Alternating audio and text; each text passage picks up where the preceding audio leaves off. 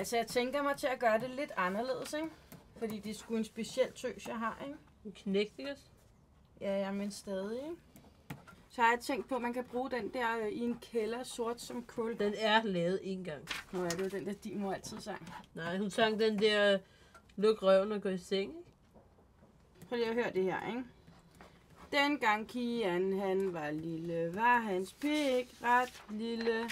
Men det gør ikke noget nu, for nu er han blevet stor, men hans pik er stadigvæk lille. Men det var ligesom om, at det der med, den er totalt skæv og sådan noget, den kan ikke komme ind, vel, fordi jeg kan ikke finde noget, der rimer på skæv. Tror du, vi skal skrive noget om det der med hans forhud, der er mega lang? Og pletter, ikke? Ikke det med pletterne, men han bliver så flov, når man snakker om det, mand. Nå ja. Du skal også være sød ved ham, det er hans fest, ikke? Og min, ikke også? Jeg tager banjo med.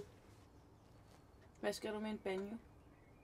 Man kan altid bruge en banjo til et eller andet, ikke? Putte mad ned i eller et eller andet. Nå, jeg er også til ostebord. Så det er altid rart at have en banjo. Ja. Hvis man ikke har nogen fløjte, ikke? Til en ribberhus også, ikke også? Eller roquefort. Det kommer man altid til at tænke på, når man er inde i Rønnies lejlighed, ikke? Ligesom dengang Kiernan havde været på lejrskole, ikke? Ja. Så skulle jeg bade ham, ikke? Så bag ved forhuden. Det så blev du anholdt roquefort, ikke? Ja. Og så var det også, ikke? Fordi han spejderleder, han var åbenbart vild med ost. Det var han, du knaldede, ikke? Jo.